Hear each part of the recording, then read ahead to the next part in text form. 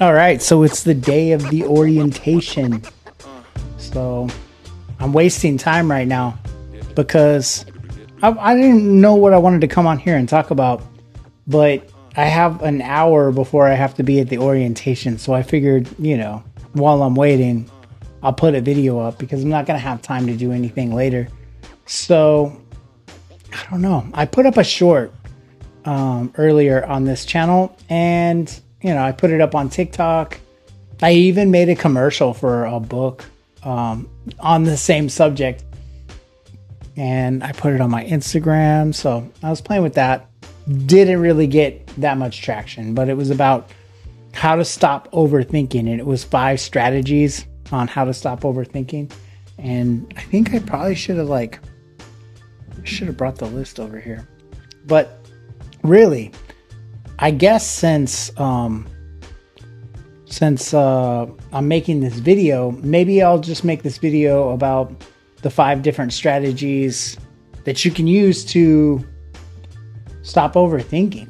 And so I guess, you could watch the short and it's just, very brief, and then you kind of get the idea. The thing is that overthinking used to be like one of the biggest issues that I had. I didn't recognize that I even had an issue with overthinking, but I was like, because I drank alcohol and I smoked cigarettes, and I used to, after work, I used to be in my backyard, like pacing back and forth, almost chain smoking back and forth and just overthinking everything. And I came up with the best ideas and the best strategies, and I would just be like randomly texting people, kind of like drunk texting people with these crazy wild ideas. And some of them the next day I wouldn't even really remember exactly what they were, but it was all, ultimately looking back on it, it was all a super waste of time. And I brought it up before, but one of my friends said something about calling it the rat wheel, and I'm like, yeah, it's like a rat wheel. But anyway, so the 5 strategies that I use nowadays to stop me from overthinking is, check this out. Sorry, I don't know if this works. Never mind. But anyway, the 5 strategies. A little bit of ADD. Number 1 is to recognize that you are actually overthinking, and recognize that the issues that you're worried about are a product of your imagination. It's a movie that you're playing in your head. None of these things actually exist. Most of these problems are just things that you've made up in your mind. Like you're thinking, like, you ever make those scenarios up where you're like, oh, when I go to work tomorrow, the person you were upset of, you plan out what you're gonna say next. Like, there was a Seinfeld episode about that, the jerk store, where he's like eating up all the shrimps, and he's like, hey George, the ocean called and they're running out of shrimp, and he didn't know what to say. Then he was like driving home, and he's like, oh yeah, well, the jerk store called and they're running out of you. Dang it, I should have said that. That's, I don't know, that's a good example of just making up like these movies and stories in your head that you could potentially use, but it never really works out that way. And if you saw the rest of the episode, it didn't work out. So anyway, that's number 1. Just stop making up movies in your mind and recognize that they are movies. And the second thing was to stop limiting beliefs. Like, I see a lot of people not applying for like certain jobs because they're like, oh, this requires a college degree and yada, yada, yada. So you give yourselves like limiting beliefs because you're like, oh, well, I don't have that. I don't, they're going to automatically say no. But how do you know that? You never even tried.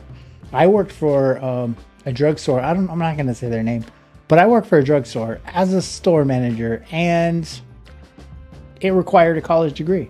And I just said that I had a college degree, and they gave me the job. They threw me the keys, and I was like, for real? But it worked out. And I'm at number 2.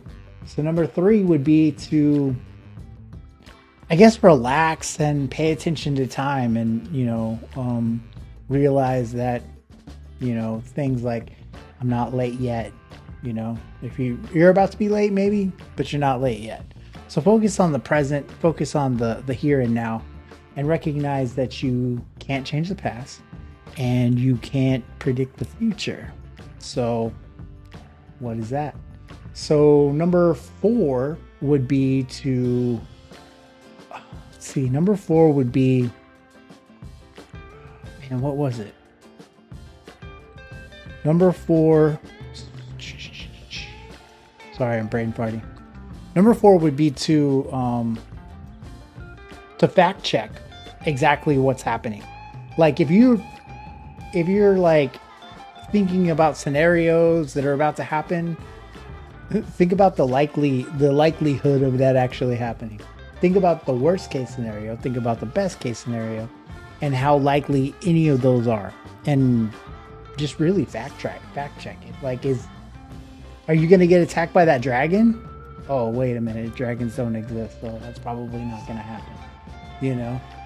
So that kind of takes away from the overthinking. And the 5th and final thing would be to, I guess, recognize that if it's outside of your control, then you shouldn't put too much thought into like what you can do about it. Because if it's outside of your control, there's nothing you can do about it.